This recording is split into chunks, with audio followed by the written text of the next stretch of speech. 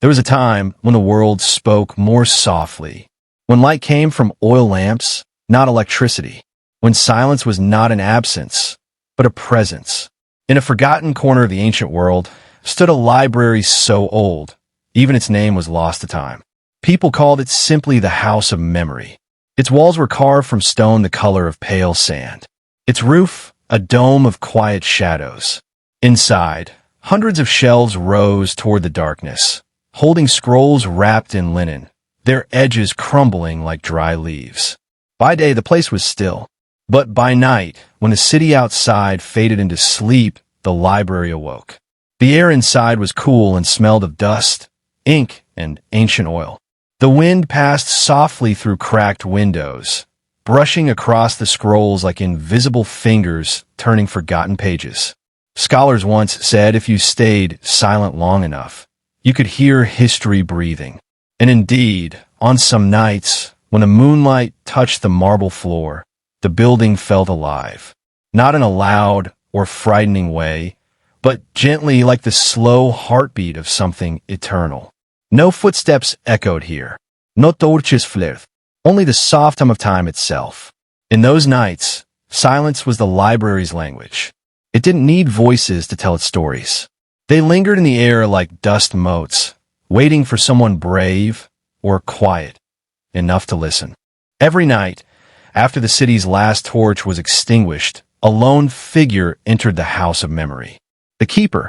He wore a robe of dark wool, plain and unremarkable. His steps made no sound against the stone floor. In his hand, a small brass oil lamp cast a dim circle of warm light. His duty was simple, but sacred, to guard the silence and to remember what others had forgotten. He walked slowly between the towering shelves, brushing his fingers lightly against the linen-wrapped scrolls. He never read them out loud. In this place, words were too powerful to disturb the air. Instead, he traced their shapes, feeling history beneath his fingertips. He lit the lamps one by one.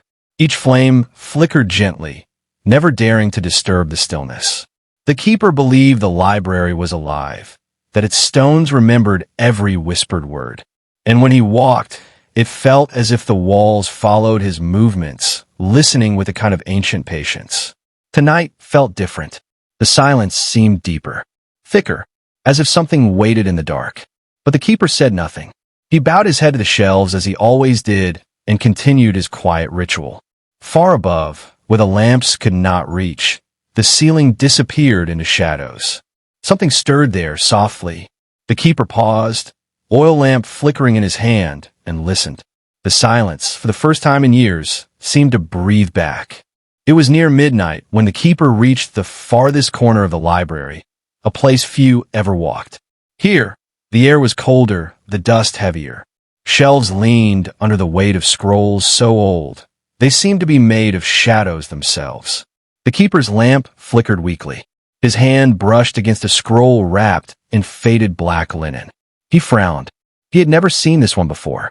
It wasn't listed in the old records he had memorized over decades.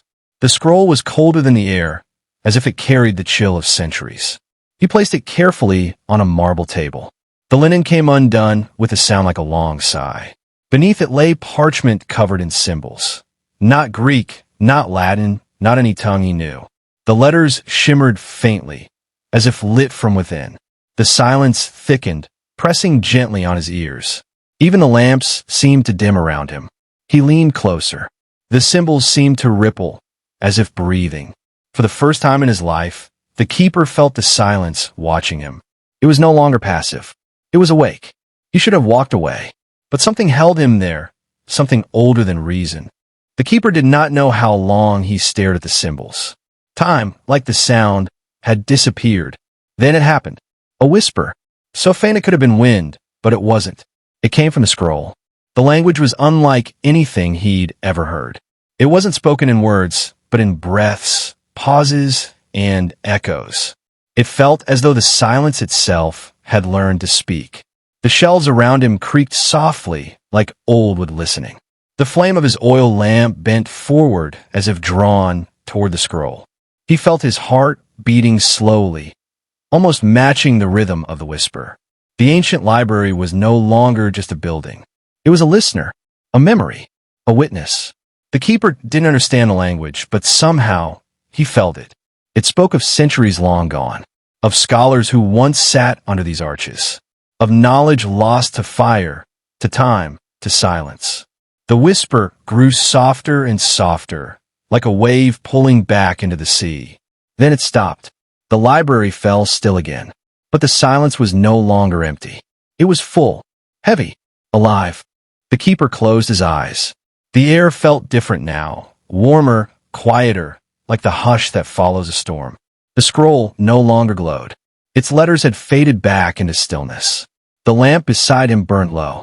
He carefully rolled the scroll and wrapped it in the same black linen, placing it on the highest, oldest shelf where no hand would find it again.